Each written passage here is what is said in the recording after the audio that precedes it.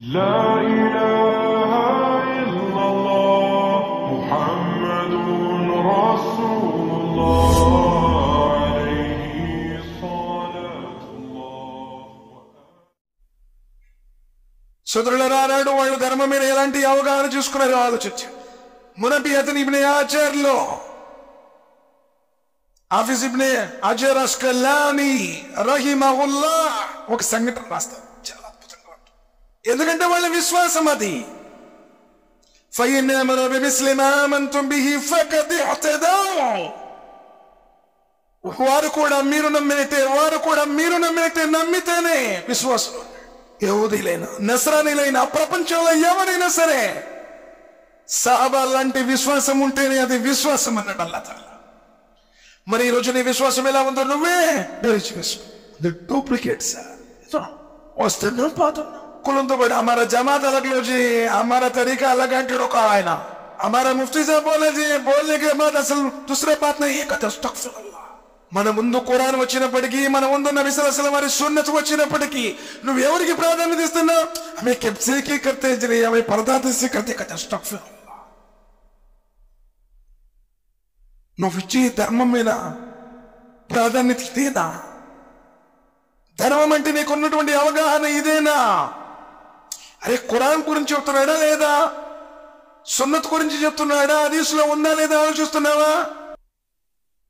మొహమ్మద్ సల్లల్లాహు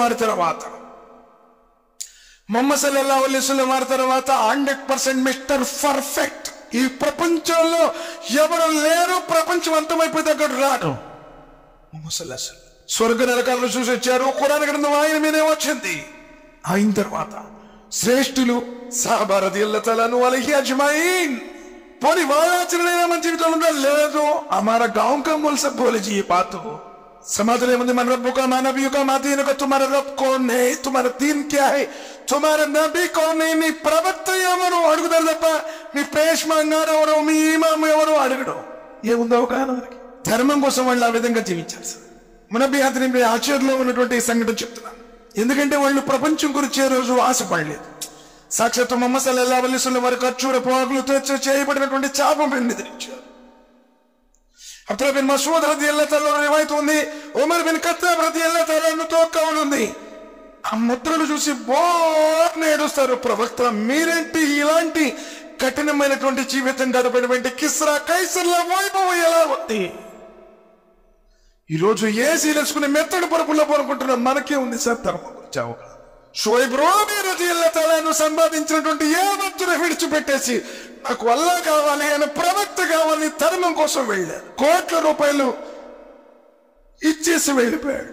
ముసైబ్ బిన్ ఉమైర్ రదియల్లాహు తఆలా కోట్లకు పడగలెత్తిన కోటీశ్వరుడు. గంటకు సొక్క వేసేవాడు, వీధికో గుర్రం ఎక్కేవాడు. ఆయన రాసినటువంటి పెర్ఫ్యూమ్స్, ఆ సువాసన అత్తర్లు చూసే ఇటు ముసైబ్ వెళ్ళేదేమో అనుకునేవాడు. అలాంటి లగ్జరీ లైఫ్ గడిపినవాడు.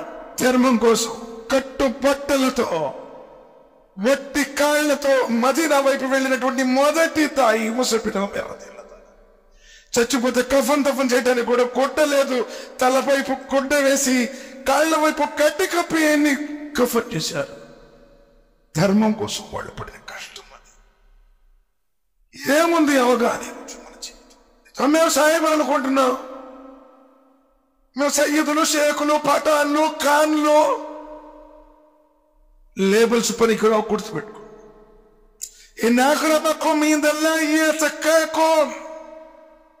ఎవరి కొండల్లో ఆయన బీతుందో వాడు మాత్రమే ఆయన దగ్గర గౌరవనీయుడు, ఆదరణీయుడు.